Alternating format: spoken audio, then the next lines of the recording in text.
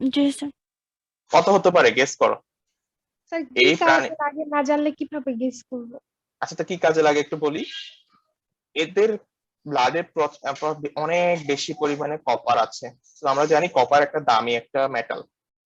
তারপর আরেকটা কাজ হচ্ছে, এরা কোনো একটা উপাদানে বা কোনো একটা বডিতে এই ব্যাকটেরিয়াল অ্যাটাক হয়েছে কিনা সেটা জানার জন্য এদের ব্লাডটা ইউজ করা হয়। দুই, তারপর আরেকটা হচ্ছে এদের ব্লাড থেকে আমরা মেডিসিনাল বিভিন্ন কাজে ইউজ করতে পারি। এরকম মানে অনেকগুলো ব্যবহার এটার আছে। তো তো এবার এবার বলো।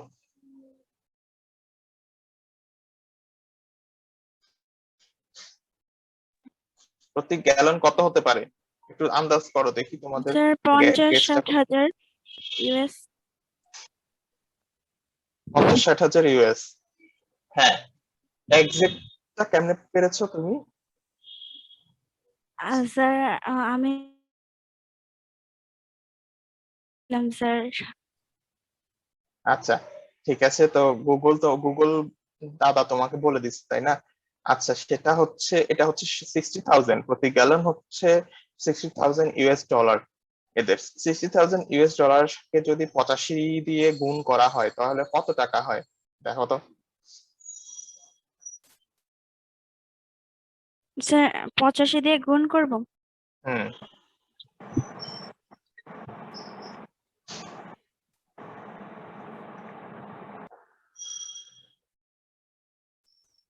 হুম প্রতি গ্যালন, গ্যালন কিন্তু খুব একটা বড় জিনিস না, আমি এখন একটা ভিডিও চালালেই বুঝবা। এই যে গ্যালনটা,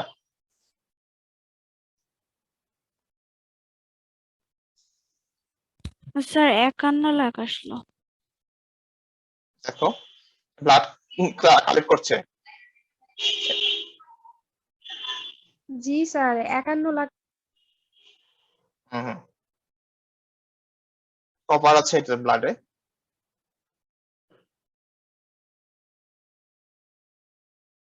এদের ব্লাডের মধ্যে একটা ক্লটিং এজেন্ট আছে, যেটাকে অ্যামিবোসাইড লাইসিন, এটাকে একটা কোঅ্যাগুলেটিং এজেন্ট আছে এটাতে।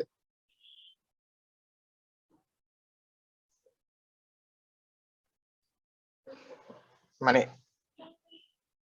এখানে যেটা বোঝাচ্ছে যে আমরা কোন একটা ভ্যাকসিনের কার্যকারিতা বোঝানোর জন্য আমরা সেই ভ্যাকসিনটা ইউজ করি প্রতিটা, এবং অনেক আমরা গিনিপিগকে মেরে ফেলি। কিন্তু যখন এটা ইউজ করে আমরা পেটি দেই তখন সেটাতে ক্ষেত্রে দেখা যাচ্ছে তোমার সেই ওই যে অর্গানিজম গুলো আছে যারা রোগ সৃষ্টিকারী, ওদের চারপাশেও কোয়াগুলেট করে ফেলে। এমন না যে এটা এই অর্গানিজম গুলোকে মেরে ফেলে, বাট এটা হচ্ছে অর্গানিজম গুলো যে আছে সেটাকে বোঝা যায়। এটা হচ্ছে হারভেস্ট করে, এবং এদের ব্লাড তোমার শরীর থেকে, প্রতিটা শরীর থেকে 30% ব্লাড নিয়ে নেওয়া হচ্ছে। স্যার নেওয়ার ফলে কি তারা মারা যায় না? মানে ওদের তো মানে কোনো ক্ষতি না করেও নেওয়া হ্যাঁ সম্ভব? বলছি, এদের ব্লাড তোমার 30% নিয়ে নেওয়া হয় প্রতিটা শরীর থেকে। 30% নিয়ে নেওয়া হয়, এবং 30% নেওয়ার পরে এই কি বলে আবার ছেড়ে দেয়া হয়। তো আবার একটা কিছু সময়, মানে ধরো যেমন আমাদের এক ব্যাগ রক্ত নেওয়ার পরে আমাদের 3 মাস সময় লাগে ওই ওই রক্তটা ফিল আপ হতে। তো ওদেরও এরকম 30% নেওয়া হয়। আমাদের তো মাত্র এক ব্যাগ, তো 30% নেওয়া হয়। তো এটা খুবই অনেকের কাছে এটা বিতর্কিত একটা বিষয় যে এদের মানে এদেরকে মেরে ফেলা হচ্ছে বা কিছু। তো যারা নিচ্ছে তারা দাবি করে যে তারা এই 30% নেওয়ার পর ওরা আবার রিকভার করে ফেলে কয়েক মাস পরে। বুঝতে পেরেছো? জি হ্যালো? স্যার। আচ্ছা জি ঠিক স্যার। আছে। স্যার এটা সত্যি রিকভার করে, মানে এরকম প্রমাণ আসেনি? হ্যাঁ সত্যি রিকভার করে ঠিক আছে, কিন্তু ওই প্রাণীটা বলা হয়ে থাকে যারা এইটার প্রিজার্ভেশন, এটা কিন্তু এন্ডেঞ্জার্ড। এই হর্সশু ক্র্যাব কিন্তু হচ্ছে আইইউসিএন এর রেড লিস্টে এন্ডেঞ্জার্ড স্পিসিস। তার মানে একটু যদি আরেক ধাপ চলে যায় তাহলে এটা ক্রিটিক্যালি এন্ডেঞ্জার্ড হয়ে যায়। তো ক্রিটিক্যালি এন্ডেঞ্জার্ড হয়ে গেলে তাকে আর্টিফিশিয়ালি তার প্রিজার্ভেশনের দরকার পড়ে। এই জন্য অনেকে এটা আর প্রিজার্ভেশনের জন্য স্যার এটা কি চাষ করা হয় মানে চাষ এত করা হয়, না চাষ হয় করা হয়, এটা চাষ করা হয়। যেহেতু তোমার এত দামি একটা স্পিসিস, সেই জন্য এটাকে চাষ করা হয়। বুঝতে পেরেছো? জি স্যার। আচ্ছা, তো আমরা মোটামুটি একটা রিপ্রেজেন্টেটিভ অর্গানিজম নিয়ে কথা বলেছি, এবং কেন এটা নিয়ে কথা বলা সেটা তোমরা অলরেডি বুঝেছো। অর্থনৈতিক ভাবে এটা খুবই গুরুত্বপূর্ণ, এবং গ্রুপটার নাম হচ্ছে ক্যালিসারাস। আরেকটা গ্রুপ হচ্ছে ম্যান্ডিবুলেটস। ম্যান্ডিবুলেটস এর গ্রুপের মধ্যে আমরা মানে ম্যান্ডিবল তো চিনি আমরা, তাই না? হ্যালো। জি স্যার। জি স্যার, চোয়াল। হ্যাঁ, মডিফাইড চোয়াল আর কি এটাকে বলে। তো এটা হচ্ছে তোমরা আমাদের যে চিংড়ি বলি আমরা, সে চিংড়ি, শ্রিম্প, এদের সবগুলোই এই ম্যান্ডিবুলেটস এর মধ্যে পড়বে, এবং এদেরকে সাধারণত ক্রাস্টাসিয়ান্স বলা হয়ে থাকে। বুঝতে পেরেছি আমরা সবাই? হ্যালো। আচ্ছা, ঠিক আছে। তো এখানে দেখা দেয়া আছে এদের রিপ্রেজেন্টেটিভ অর্গানিজমস গুলোর মধ্যে আছে ডেকাপোডস, ম্যান্টিস শ্রিম্প, ক্রিল, কোপেপোডস, অ্যাম্পিপডস এবং বার্নাকলস। তো এক্ষেত্রে আমরা এখানে একটা ফিগার দেখতে পাচ্ছি। এটা হচ্ছে একটা লবস্টারের ফিগার। আর এটা হচ্ছে ভেন্ট্রাল সাইড, ডর্সাল সাইড, আর এটা হচ্ছে ভেন্ট্রাল সাইড। তো আমরা তো জানি সাধারণত আমরা চিংড়ির কিন্তু আমরা এরকম পড়েছি, এটাকে কি বলে, চিত্র পড়েছি, তাই না? হ্যালো। জি স্যার। হ্যাঁ, তো সেই রকমই এদের সেটা হচ্ছে লবস্টার সেরকম চিংড়ির একটা জাতের কাছাকাছি, তবে লবস্টার হচ্ছে অনেক দামি এবং অনেক বড় হয় এরা। তো এদের এই গ্রুপটার একটা বড় বৈশিষ্ট্য হচ্ছে জি এদের স্যার। এই গ্রুপটার একটা বড় বৈশিষ্ট্য হচ্ছে এদের মল্টিং ঘটে। মল্টিংটা কি আমরা আগে কখনো শুনেছি? মল্টিং কি? স্যার মানে হচ্ছে খোলস মোচন। আহ, কি কি বলো, আবার কি বলেছিলাম? স্যার খোলস মোচন মানে যে খোলসটা মানে যেই পরিবর্তিত হয় আর কি। এক্স্যাক্টলি সেটা। জি স্যার। হুম। তো মল্টিং এর হচ্ছে ক্রাস্টাসিয়ান্সদের লাইফ সাইকেলে খুবই ইম্পর্টেন্ট পার্ট। এটা তোমার হচ্ছে এদের স্টেজেস গুলো এখানে দেয়া আছে। তা আমরা স্টেজ গুলো দেওয়ার আগে আমরা এখানে কি বলা আছে সেটা দেখি। While the animal is moulting it is very vulnerable and easily seeks a hiding place. মানে হচ্ছে এই মল্টিংটা যখন হবে তখন অ্যানিমালটা খুবই ভালনারেবল থাকে, তাদের সংকটাপন্ন হয়ে পড়ে। কারণ হচ্ছে এরা নিজেরাই এদেরকে খায়। এরা কার্নিভোরাস তো অবশ্যই। এদের ক্যানাবালিজম একটা বৈশিষ্ট্য দেখা যায়। ক্যানাবালিজম বুঝি আমরা? না হ্যালো। স্যার। না স্যার। ক্যানাবালিজম হচ্ছে যে নিজের স্বজাতির বস্তু খাওয়া, এটা হচ্ছে ক্যানাবালিজম বৈশিষ্ট্য। তো এই যে মল্টিং যখন হয়, এরা যখন গ্রুপে মল্টিং করে তখন যেই ইন্ডিভিজুয়ালটার হচ্ছে মল্টিং দেরিতে হয়েছে, অন্য ইন্ডিভিজুয়াল গুলোর মল্টিং তাড়াতাড়ি হয়ে গেছে, ধরো তারা হচ্ছে দ্রুত তাদের এক্সোস্কেলেটনটা হার্ড হয়ে গেছে। কিন্তু একটা স্পিসিস যেটার মল্টিংটা, একটা ইন্ডিভিজুয়াল যেটার মল্টিংটা হচ্ছে দেরিতে করে হয়েছে, তো সেটা যখন মল্টিং হয়ে যায় তখন অন্য এরা ক্ষুধার্ত থাকে, এরা ওকে খেয়ে ফেলে। বুঝতে পেরেছ? হ্যালো। স্যার। জি স্যার। এটা এই জন্যই ওরা কি করে দেখো, যখন ওদের এই সময় মল্টিংটার সময় ওরা usually six a hiding place until a new exoskeleton has হার্ডেন্ড। মানে এক্সোস্কেলেটন শক্ত না হওয়া পর্যন্ত এরা হাইডিং প্লেস খুঁজে বেড়ায়।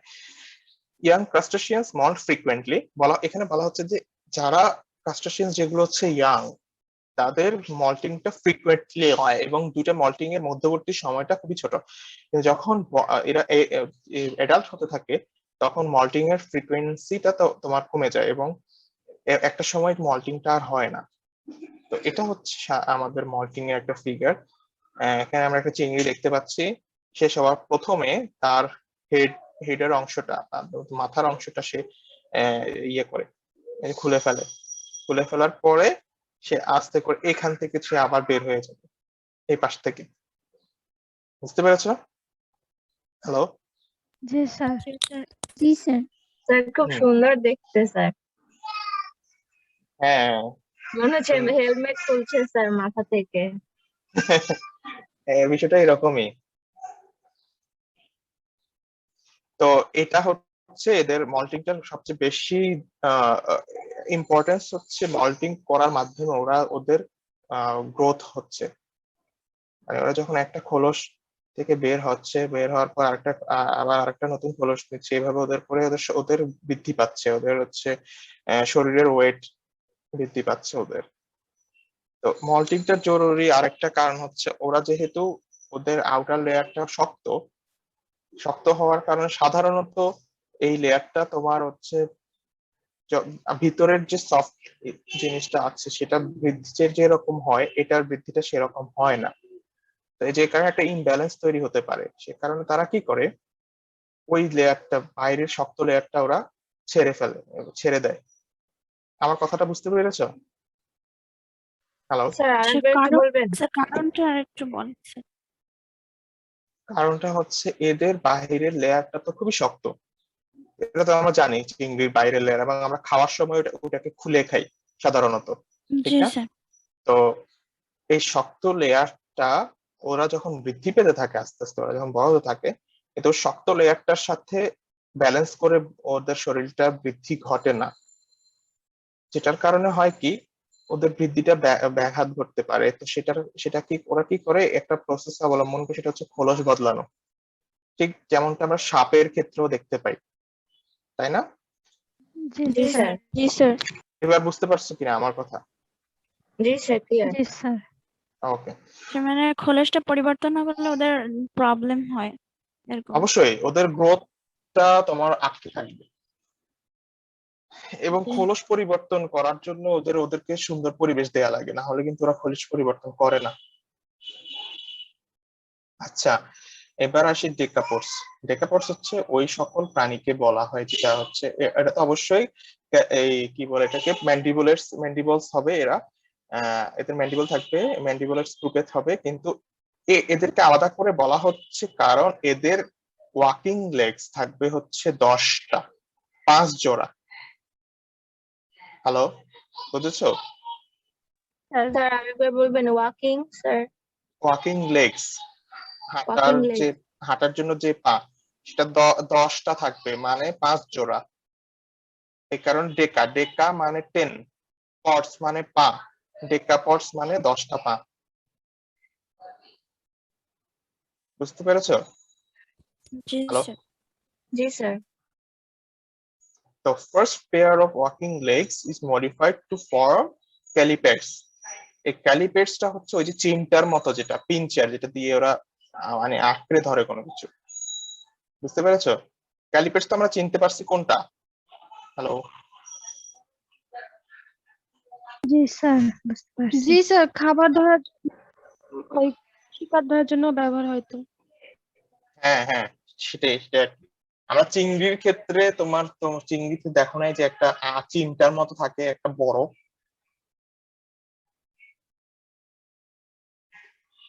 হ্যাঁ হ্যাঁ, সামনে ধারালো অংশ বলতে চিমটার মতো, কাঁচির মতো একটা অংশ থাকে না, স্যার কাঁকড়াতে যেমন কাঁকড়ার দেখতে মতো পাচ্ছ? ওদেরও চিমটার মতো থাকে স্যার।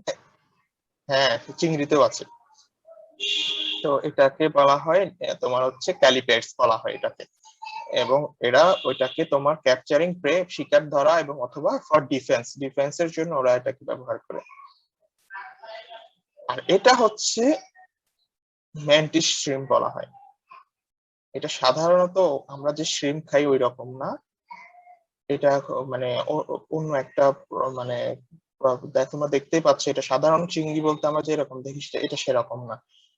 এটার সেকেন্ড পেয়ার যে থোরাসিক যে অ্যাপেন্ডিসেস আছে, সেকেন্ড পেয়ার, সে সেকেন্ড পেয়ারটা হচ্ছে মডিফাইড হয়, এবং ম্যান্টিস শ্রিম্পের সেকেন্ড পেয়ারটা মডিফাইড হয়ে একটা ওয়েপেন তৈরি করে, একটা অস্ত্রর মতো হয়, যেটা তোমার কোনো একটা কি বলে এটাকে, প্রেকে বা হচ্ছে শিকারকে ধরার জন্য ব্যবহার করে। আমরা শুধু মেন্টিস শ্রিম্পটা এখানে দেখাচ্ছি, এটা ডিটেলস আমরা পড়বো না, কারণ হচ্ছে যে ডিটেলস পড়লে অনেক পড়তে হবে, অনেক কিছু চলে আসে। তো এটার আলাদা বৈশিষ্ট্য বলতে চাচ্ছি এটাই যে এদের সেকেন্ড পেয়ার অফ অ্যাপেন্ডেজ যেটা আছে, সেই অ্যাপেন্ডেসিসটা মডিফাইড হয়ে সেটা একটা ওয়েপনের মতো তৈরি হয়, এবং এরা ঘুষি মারে। বুঝতে পেরেছো তো? পাঞ্চ করে। হ্যালো? জি স্যার। স্যার এটাকে আমরা খাই স্যার? হ্যাঁ, এটা খাওয়া যাবে কিন্তু আমরা খাই না, এদের সংখ্যা খুবই কম এবং এরা সি ফ্লোরে থাকে, তো এদেরকে হারভেস্ট করা খুবই টাফ এবং এদের সংখ্যা বেশি না। স্যার ওয়েপনের বিষয়টা কি বললেন স্যার? মানে হচ্ছে ঘুষি দেয় ওরা ওই ওয়েপন দিয়ে। এবং দুইটা তোমরা দুইটা পা second pair of thoracic legs appendix, মানে দুইটা পা, মানে সেকেন্ড পেয়ার। ফার্স্ট পেয়ারটা তো হচ্ছে আগের কথাটা বলেছি, ফার্স্ট পেয়ারটা হচ্ছে কি করে, মডিফাইড হয়ে ক্যালিপেটস তৈরি করে এই ডেকাপোডস এর ক্ষেত্রে। এটা কিন্তু ডেকাপোডের মধ্যে পড়েনি। দেখো তোমাদেরকে একটা জিনিস আমি ক্লিয়ার করি। বলা হচ্ছে ম্যান্ডিবলস এর ক্ষেত্রে তোমার ডেকাপোডস আছে, ম্যান্টিস শ্রিম্প আছে, ক্রিল, কপিপোডস, অ্যান্টিপোডস এন্ড বার্নাকলস। তো ডেকাপোডস তো আছেই, ডেকাপোডস এর মধ্যে চিংড়ি টিংড়ি এগুলো।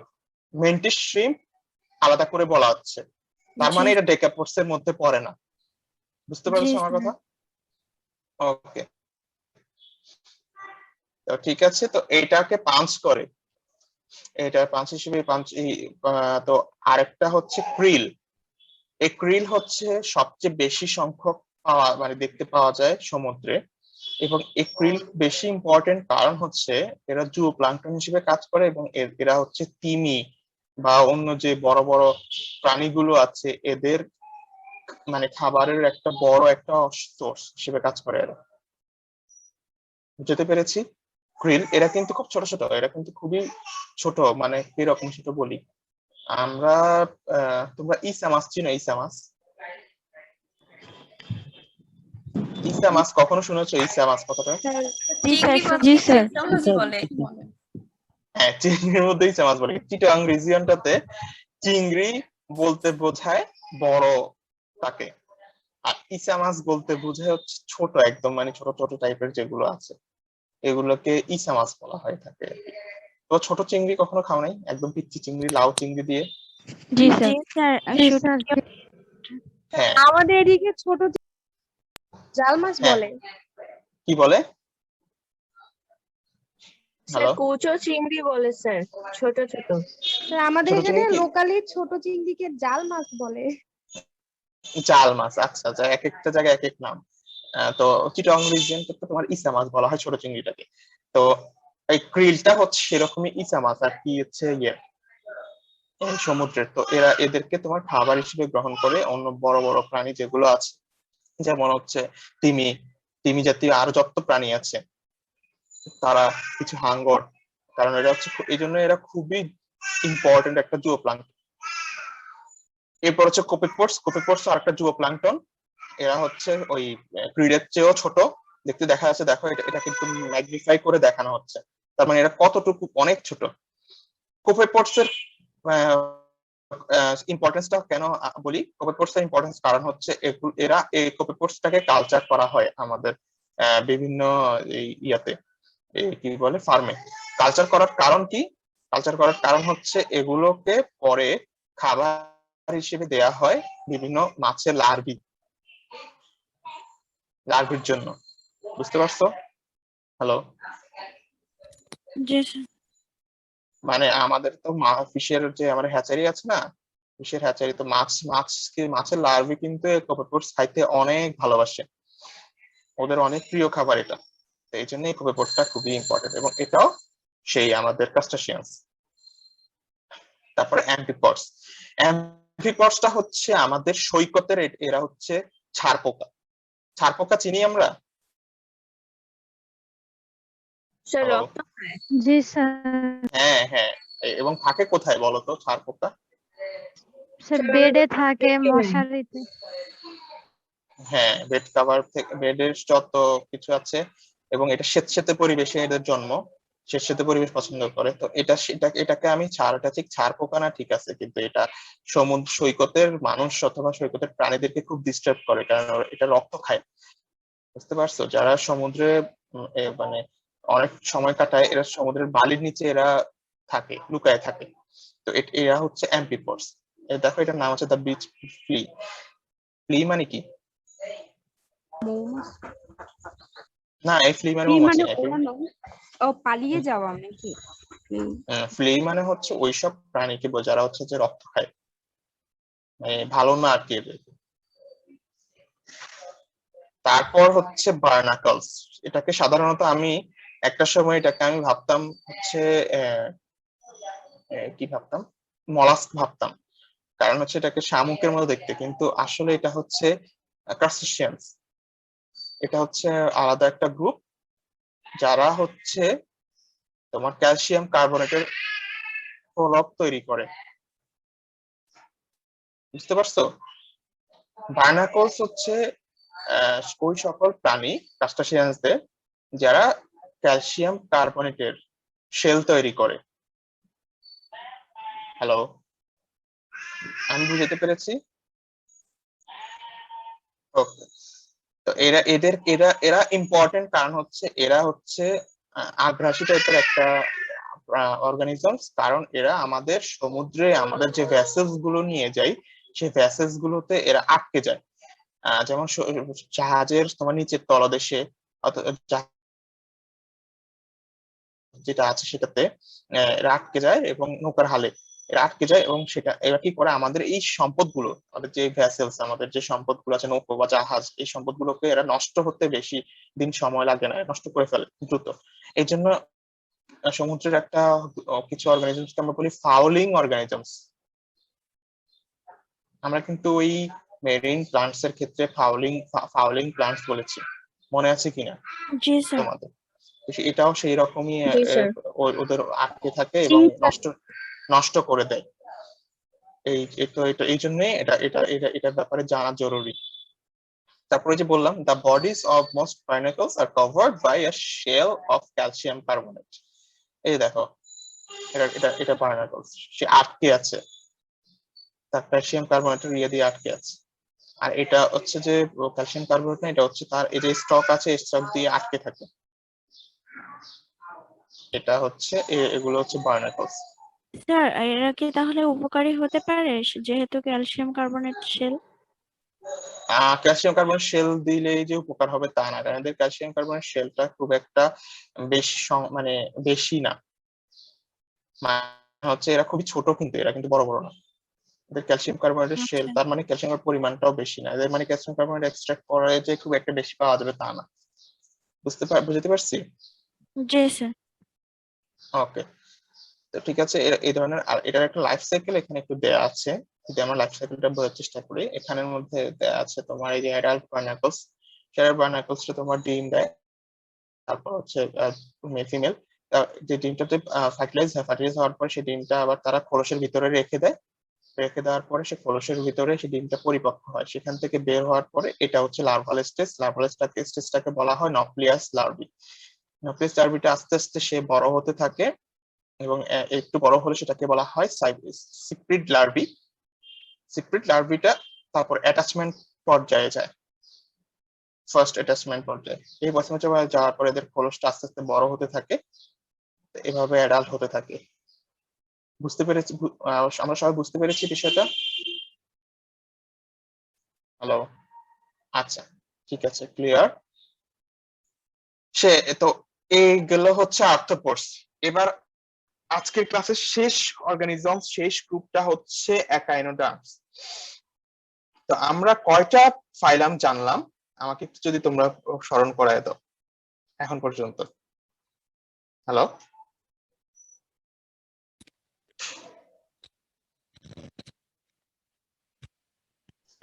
না না, তুমি বলো কয়টা, মানে কি স্যার কি? কর্ডেট, হুম, তারপরে স্যার অ্যানেলিড।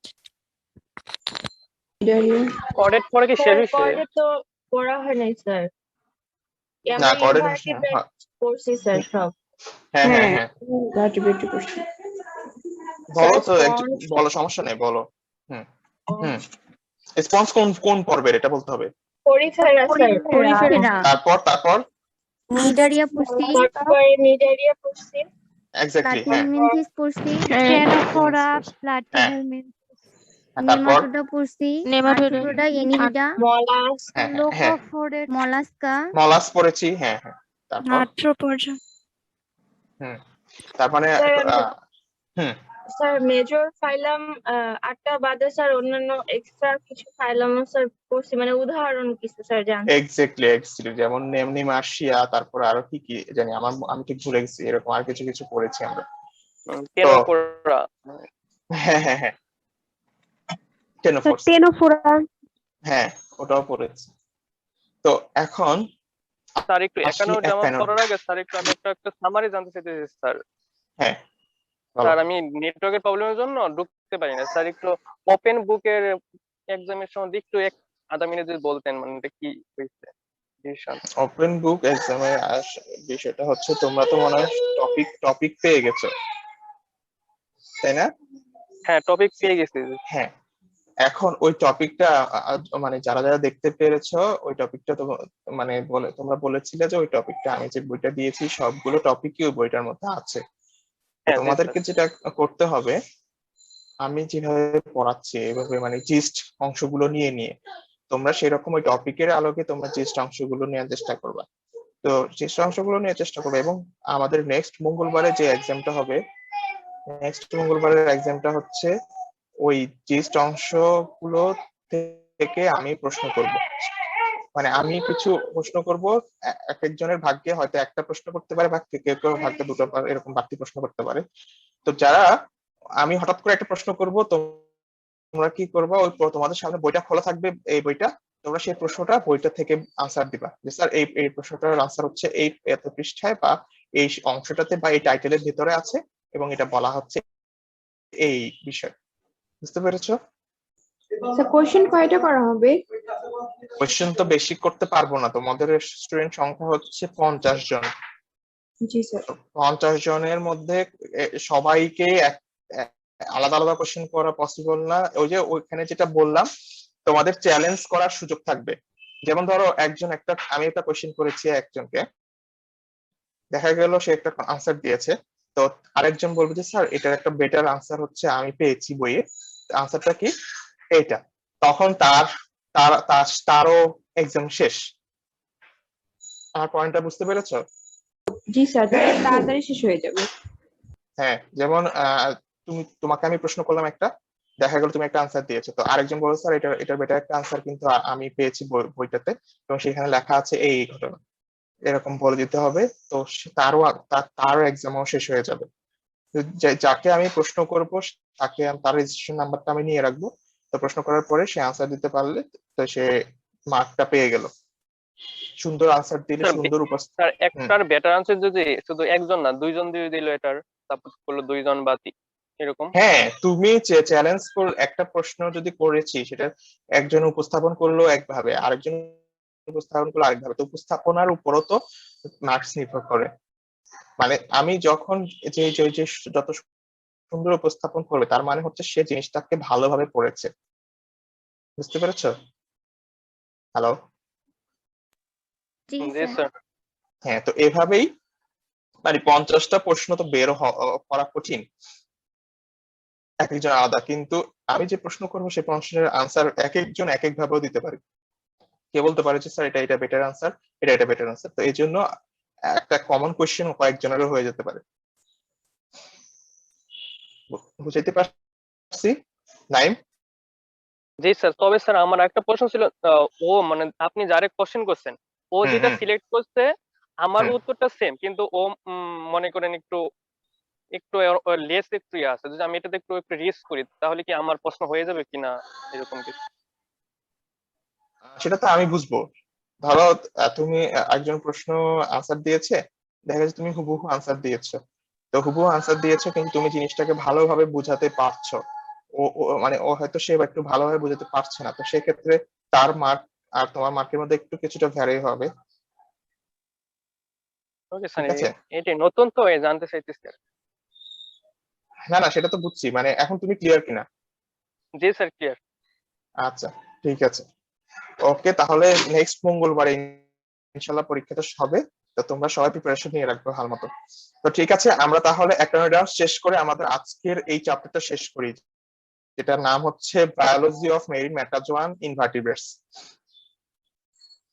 ঠিক আছে, তাহলে অ্যাকানোডার্মসটাকে হচ্ছে ওইসব প্রাণী যাদের স্পাইনি স্কিন থাকে। কাঁটাযুক্ত স্কিন থাকবে। তো একাইনোডার্মস এর ক্ষেত্রে আমাদের নরমালি আমরা কোন কোন প্রাণীগুলোকে আমরা সাধারণত বলে থাকি, সেই প্রাণীগুলো হচ্ছে সি স্টার্স। সি স্টার্স মানে স্টারফিশ চিনো তো না তোমরা? স্টারফিশ, জি স্যার, তারা মাছ। তারা মাছ, এই সি এটা হচ্ছে একাইনোডার্মস। তারপর সি আর্চিন আছে আরেকটা, এবং সি কিকম্বার্স, সামুদ্রিক শসা, এটা হচ্ছে আরেকটা। তো এই এগুলোকে একাইনোডার্মস বলা হয়ে থাকে সমুদ্রের ক্ষেত্রে। তো এখানে আমরা যেটা বলেছি অ্যাপিয়ারেন্স একটু আগে বলে ফেলেছি, স্পাইনি স্কিন থাকবে। সেই স্পাইনি স্কিন গুলো এখানে এই ধরনের স্পিসিস গুলোতে প্রজেকশন আকারে পাওয়া যায়, স্পাইনি প্রজেকশন আকারে দেখা যায়। তো অ্যাপিয়ারেন্স এর স্ট্রাকচারের ক্ষেত্রে যদি আমরা বলি, the spiny covering of echinoderms is the result of endoskeleton that lies just beneath the epidermis. এদের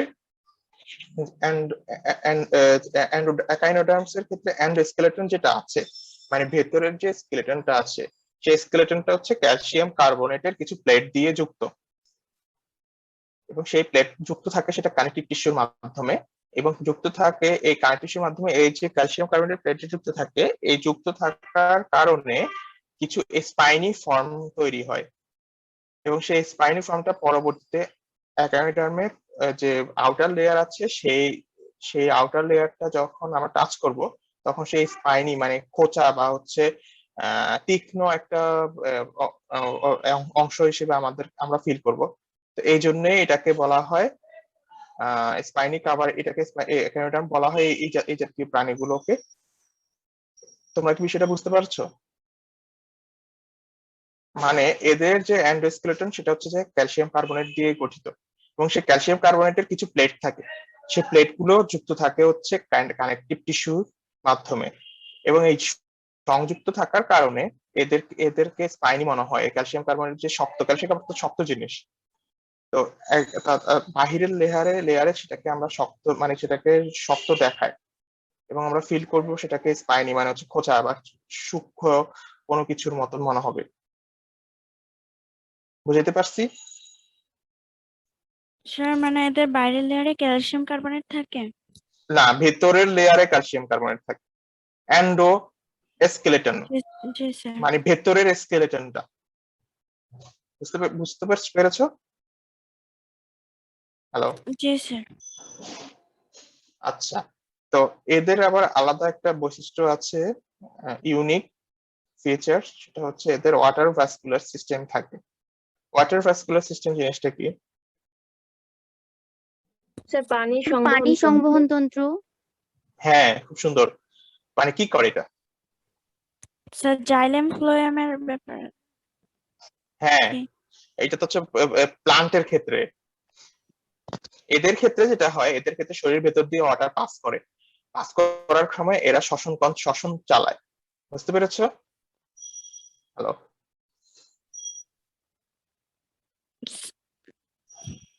স্যার পানি বের করার সময় শ্বসন চালায়? পানি বের করার সময় না, যে শরীরের ভিতরেই পানির চলাফেরা করার তোমার হচ্ছে যে পথ আছে, এবং এই পথটাকে বলা হয় ওয়াটার ভাস্কুলার সিস্টেম। ওই ওয়াটার পাস যখন করে, পাস করার সময় ওরা ওখান থেকে খাবারও গ্রহণ করতে পারে, এবং ওদের হচ্ছে শ্বসন কার্য চালানো লাগবে, ওদের তো রেসপিরেশন লাগবে। স্যার পানি থেকে সরাসরি অক্সিজেন গ্রহণ করে? হ্যাঁ হ্যাঁ, অক্সিজেন গ্রহণ করে। স্যার ওদের সংবহন তন্ত্র নাই স্যার, ওর জন্য স্যার ওরা এভাবে করে, মানে রক্ত নাই, রক্ত নাই, রেচন তন্ত্র নাই স্যার। খুবই সুন্দর আনসার দিয়েছো। মানে এগুলো হচ্ছে তোমার ডিটেলস, যদি আমরা পড়তাম তাহলে আমরা এই বিষয়গুলো নিয়ে কথা বলতাম, কিন্তু আমরা শুধু ডিটেলস না পড়ে আমরা জাস্ট এইভাবে ওয়াটার ভাস্কুলার সিস্টেম জিনিসটা নিয়ে কথা বলছি। ঠিক আছে? আমরা মানে অ্যানাটমি যদি ডিটেলস করতাম তাহলে আমরা ওই ডিটেলসে আসলে কিভাবে ওয়াটার ভাস্কুলার সিস্টেমটা কাজ করে, এখানে কাজ কি সেটা আমরা বলতাম এখানে। বুঝছো? হ্যালো? জি স্যার। স্যার তাহলে স্যার অটোভাস্কুলার সিস্টেমটা কি? ওয়াটার ভাস্কুলার সিস্টেম হচ্ছে ওদের শরীরের মধ্যে ওয়াটার পাস করার বিভিন্ন নালী আছে, সেই ওয়াটার তার সিওসি এর ওয়াটারটা নিয়ে সে নালী দিয়ে পাস করে ওরা বের করে দেয়। তো সেখান থেকে ওরা পুষ্টি এবং শ্বসন দুটোই চালায়। এটা হচ্ছে খুব সংক্ষিপ্ত এবং খুব সহজ একটা আনসার। বুঝতে পারছি? হ্যালো? জি স্যার। আচ্ছা, ঠিক আছে। তো সি স্টারস এর ক্ষেত্রে যে আমরা যদি এর স্পেসিফিক্যালি এর কিছু বৈশিষ্ট্য সম্পর্কে যদি বলি, সি স্টারস এর ক্ষেত্রে typical sea star is composed of a central disk. এটা হচ্ছে central disk and 5 arms or rays. এই 5টা আর্ম থাকে অথবা রে থাকে, এদেরকে আর্মও বলা হয়, বাহু বলা অথবা রেস বলা হয়। The mouth is located on underside and radiating from mouth along its ray is an ambulacral probe with tiny tube feet.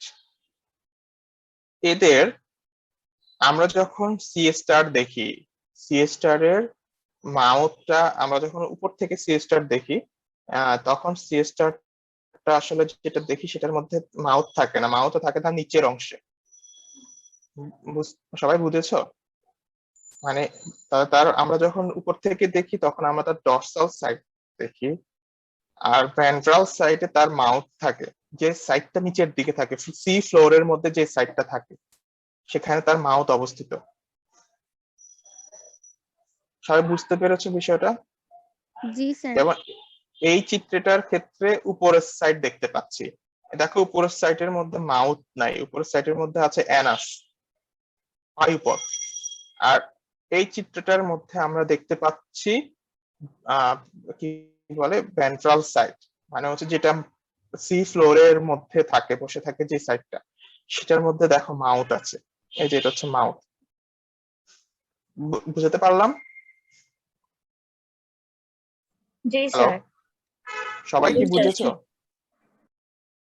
আমার ক্লাসটা লম্বা হচ্ছে, কিন্তু একটু মনোযোগ রাখো, ক্লাস শেষ হয়ে যাবে। তোমরা সবাই কি বুঝতে পেরেছো? সবার তো আনসার শুনতে পাচ্ছি না। হ্যালো, স্যার মাথাটা কোথায় থেকে আরেকবার একটু বলেন। মাথা নাই ওদের কোনো, সিস্টারের কোনো মাথা নাই।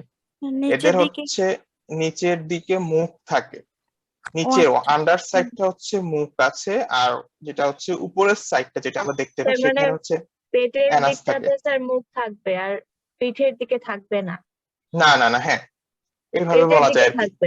হ্যাঁ, মানে ওই যে ভেন্ট্রাল সাইডেটাতে মুখ থাকবে এবং ডর্সাল সাইডে কোনো মুখ নেই। ডর্সাল সাইড হচ্ছে অ্যানাস, মানে বায়ুপথ।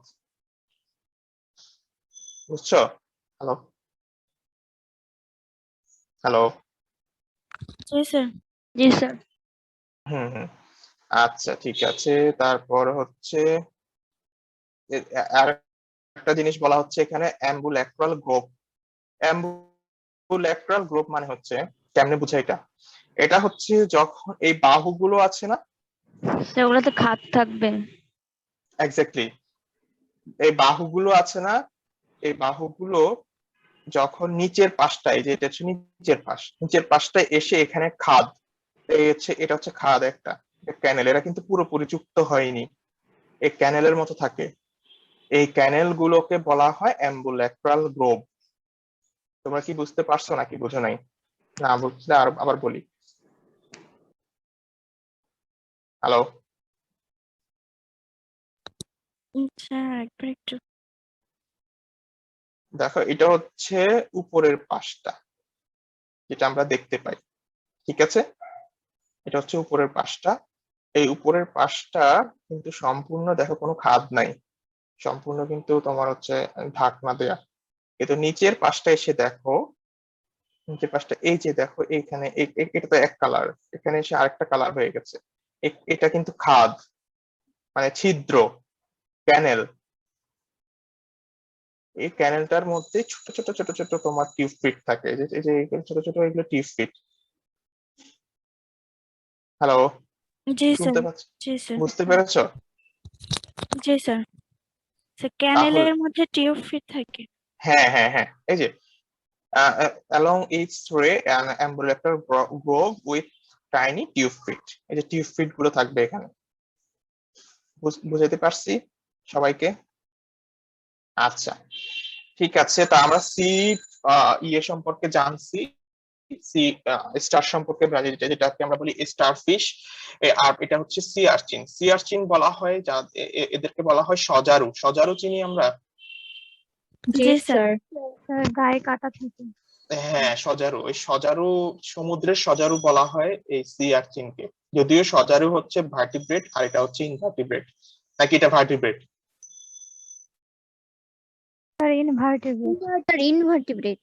হ্যাঁ, আমরা ইনভার্টিব্রেট পড়াচ্ছি, এটা হচ্ছে ইনভার্টিব্রেট। তো সি আর্চিনের কিছু আরো কিছু সি আর্চিন জাতীয় আরো কিছু প্রাণী আছে, যেমন sea urchin, heart urchin, sand dollars, আরো কিছু রিলেটিভস আছে, এবং এদের সবাইকে একসাথে একটা ক্লাসে ফেলানো হয়। এই ক্লাসটার নাম হচ্ছে অ্যাকাইনয়েডিয়া, মিনিং লাইক আ হ্যাজহগ। এই হ্যাজগটার অর্থ হচ্ছে সজারু, মানে অ্যাকাইনয়েডিয়ার ওটা হচ্ছে মিনিং হচ্ছে হ্যাজগ।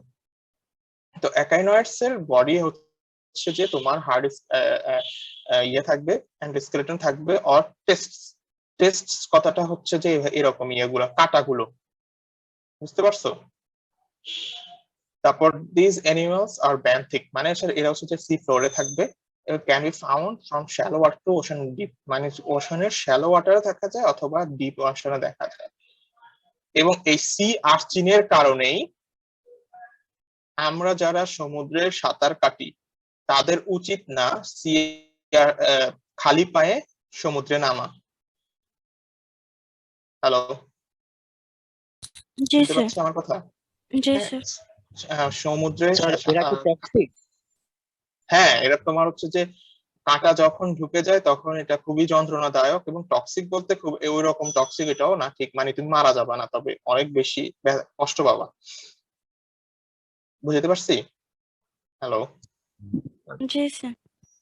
তো এটা হচ্ছে সি আর্চিন, আর এটা হচ্ছে হার্ট আর্চিন। হার্ট আর্চিনটা মানে সি আর্চিনের মতো ওইরকম বেশি কাটা নাই, তবে অল্প অল্প আছে, এবং খুবই, কিন্তু এগুলো খুবই তীক্ষ্ণ কাটা এই হার্ট আর্চিনের ক্ষেত্রে। তারপর হচ্ছে এবার আসি আমার শেষ আরেকটা ইয়েতে, সেটা হচ্ছে সি কিউকাম্বারস, মানে সামুদ্রিক শসা। এখানে একটা সি স্টার্স দেখতে পাচ্ছি, আর এটা হচ্ছে সি কিউকাম্বারস। এবং এই সি কিউকাম্বারসটার বডি এলংগেটেড দেখতে পাচ্ছি আমরা, লেদারি বডি ওয়াল থাকবে, লেদারি। এরা 3 সেন্টিমিটার থেকে তোমার হচ্ছে কত হয় 1 মিটার পর্যন্ত হতে পারে, এবং এদের ডায়ামিটারটা হচ্ছে 25 সেন্টিমিটার। তার মানে হচ্ছে এরা কিন্তু ছোট না, এরা কিন্তু বড় হয় অনেক। বুঝাইতে পারছি? স্যার শসা কেন বলা হয় স্যার? এটা কি শসার মতো দেখতে? হ্যাঁ, এগুলোর কিছু কিছু আছে দেখতে শশার মতো, এটা যদিও দেখতে শশার মতো মনে হচ্ছে না, কিন্তু এগুলোর আর কিছু গ্রুপ আছে, আর কিছু স্পিসিস যেগুলো দেখতে শশার মতো। এটা আসলে আসলে কিন্তু শশা না, মেইনলি এটা কোনো উদ্ভিদ না, কিছুই না, এটা হচ্ছে প্রাণী, এবং সেটা হচ্ছে একাইনোডার্মস এর অন্তর্ভুক্ত। ক্লিয়ার? জি স্যার। জি স্যার। এবং এটার মানে বাংলাদেশের রেসপেক্টে এটার প্রসপেক্ট অনেক হিউজ।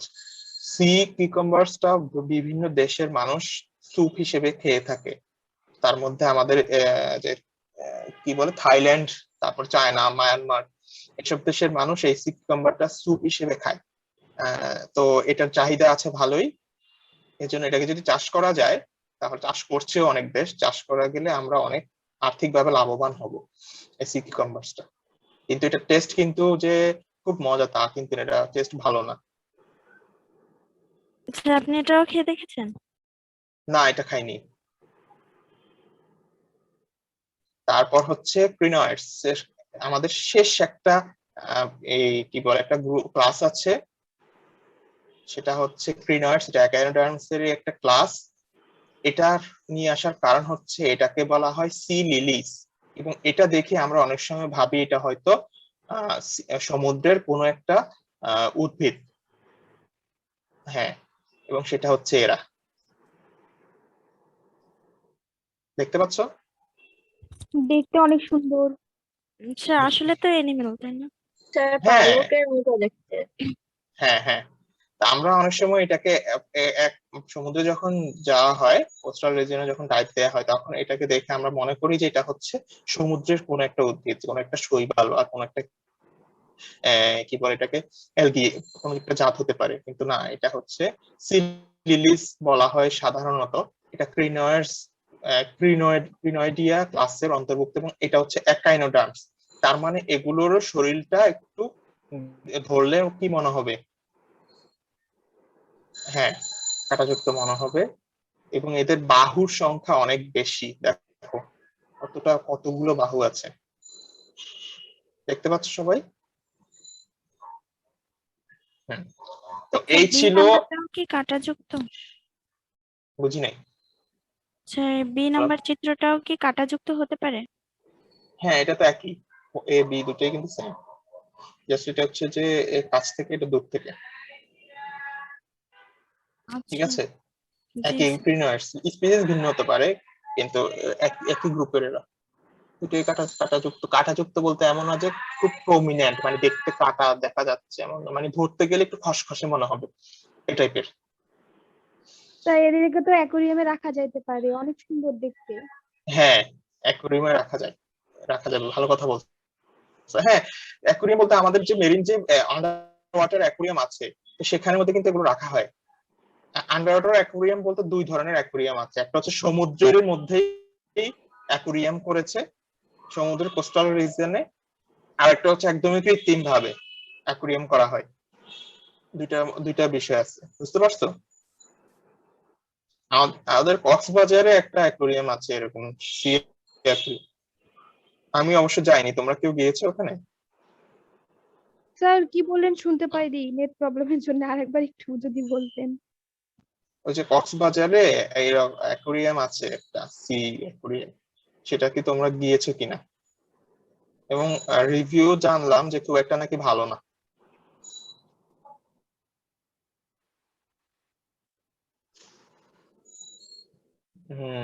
ভালো জিনিসের কদর না থাকলে ভালো জিনিস তো কম পাবাই।